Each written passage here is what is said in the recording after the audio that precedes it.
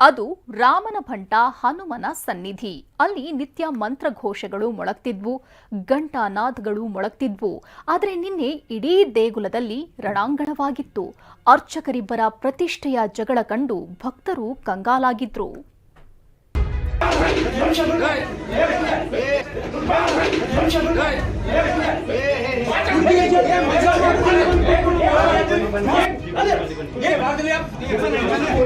ಕಳ್ಳಾಟ, ನೂಕಾಟ, ಪರಸ್ಪರ ನಿಂದನೆ. ಸಹಚರರು ತಡೆದ್ರೂ ನಿಲ್ತಿಲ್ಲ, ಪೊಲೀಸರು ಹಿಡ್ಕೊಂಡ್ರು ಕೋಪ ತಣ್ಣಗಾಗ್ತಿಲ್ಲ. ದೇಗುಲದ ಗರ್ಭಗುಡಿಯಲ್ಲಿ ಗಲಾಟೆ ಮಾಡಿಕೊಂಡಿರೋದು ಸ್ವಾಮೀಜಿಗಳು.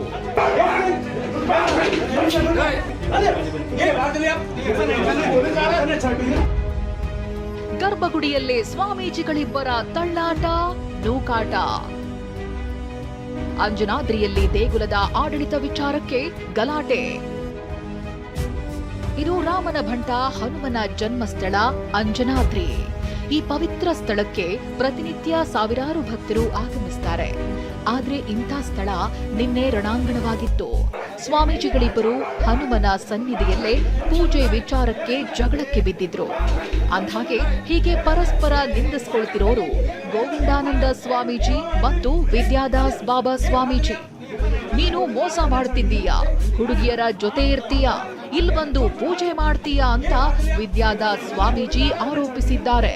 ದೇಗುಲ ಆಡಳಿತ ವಿಷಯವಾಗಿ ಕೈ ಮಿಲಾಯಿಸಿದ್ದಾರೆ.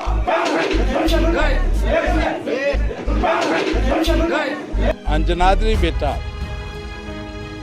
ಮೇಲೆ ಹೆಸರೇ ಮೇಲೆ ರೊಕ್ಕ ಕಲೆಕ್ಟ್ ಮಾಡ್ತಾ, ಮಿಸ್ಯೂಸ್ ಮಾಡ್ತಾ, ಇವಾಗ ಮೇಲೆ ಹೋಗಿ ಗಲಾಟೆ ಮಾಡ್ತಾ. ಅಂಜನಾದ್ರಿ ಬೆಟ್ಟ ಸ್ಪಷ್ಟ ಮಾಡ್ಬೇಕು ಡಿಸಿಗೂ. ಇವು ಅಂಜನಾದ್ರಿ ಬೆಟ್ಟ ಇವಾಗ ಡಿಸಿಗೆ ಹ್ಯಾಂಡ್ ಓವರ್ ಆಯ್ತು, ಯಾ ಗೋವಿಂದಾನಂದ ಸೊಸೈಟಿ ಹ್ಯಾಂಡ್ ಓವರ್ ಆಯ್ತು. ಗಲಾಟೆ ಬೆನ್ನಲ್ಲೇ ವಿದ್ಯಾದಾಸ್ ಬಾಬಾ ಪೊಲೀಸ್ ಠಾಣೆಯಲ್ಲಿ ದೂರು ನೀಡಿದ್ದಾರೆ. ಇತ್ತ ಗೋವಿಂದಾನಂದ ಸ್ವಾಮೀಜಿ ಸಹ ಪ್ರತಿದೂರು ನೀಡಿದ್ದಾರೆ. ನಮ್ಮ ಹನುಮಂತ ದೇವರು ಭವಿಷ್ಯತ್ ಬ್ರಹ್ಮ.